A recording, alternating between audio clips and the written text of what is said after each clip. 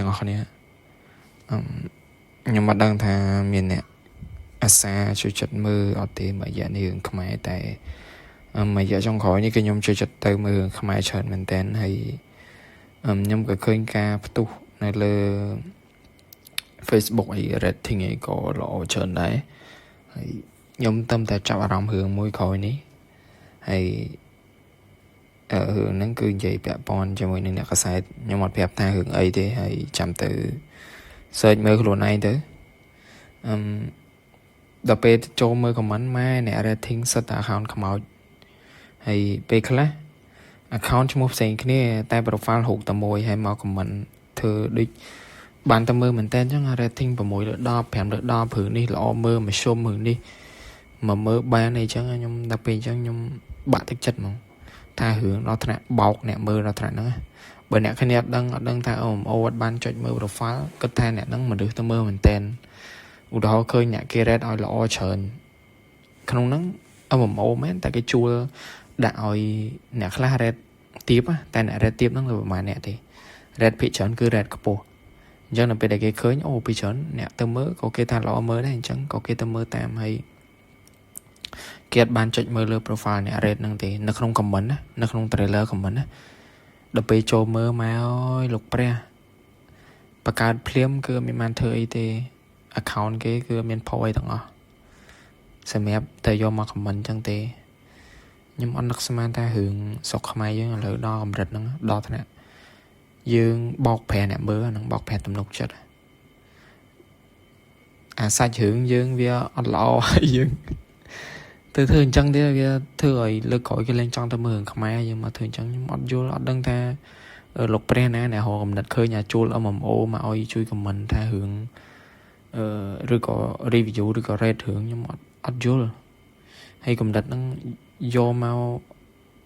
ចេញពីតែមិនចង់ឃើញមុខហ្មងអ្នកបញ្ចេញកំណត់ថាឲ្យយក MMO ហ្នឹងមកធ្វើមកជួយ rate រឿងណាវាមានជួយអីសោះទៅដល់រឿងនៅពេលដែលយើងល្អមើលស៊ីសងលើយើងការកាត់ trailer របស់យើងហើយនៅពេលដែល trailer ល្អគេក៏ធ្វើឲ្យអ្នកតាក់ទាញទៅមើលដែរហើយនៅពេលដែលគេទៅមើលការសម្ដែងយើងល្អដូចខ្ញុំធ្លាប់និយាយរាល់ដងអញ្ចឹងខ្មែរយើងគឺខ្វះរឿងសម្ដែងធ្វើឲ្យយើងមើលទៅចូលតួនៅពេលដែលយើងមើលរឿងខ្មែរ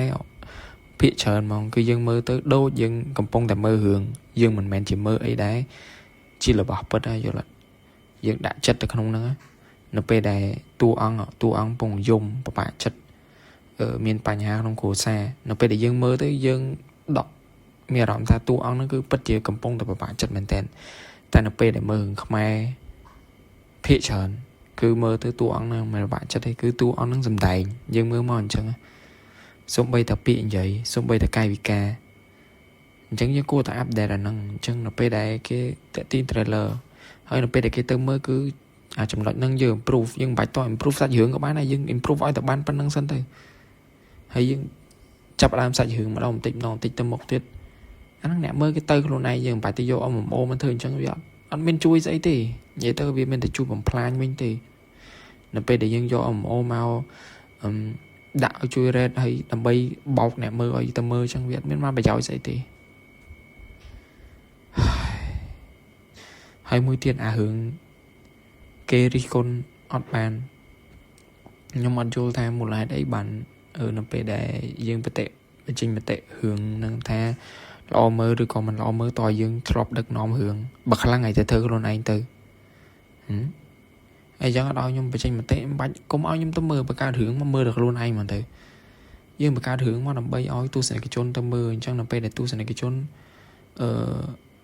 ទៅមើលហើយមានអារម្មណ៍អត់ល្អអញ្ចឹងត្រូវតែប្រាប់ថាអូល្អរឿងហ្នឹងល្អ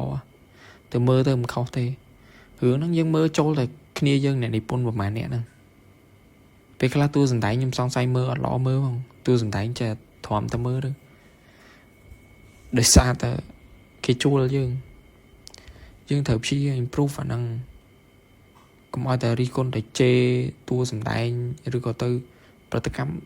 ដូចអាចឧទាហរណ៍ខ្ញុំថាយើងកុំធ្វើទៀតថ្ងៃក្រោយឈប់ធ្វើកុននេះទៅយើងមិនមែននិយាយចឹងណាយើងបញ្ចេញគួរតែ improve កន្លែងនេះគួរតែ improve កន្លែងនោះមានតែប៉ុណ្្នឹងទេខ្ញុំសង្ឃឹមថានឹងអត់មានរឿងក្រោយ để từ vô ông ô hay mà cho comment trong video trailer ra thường chẳng thế đấy. Bye.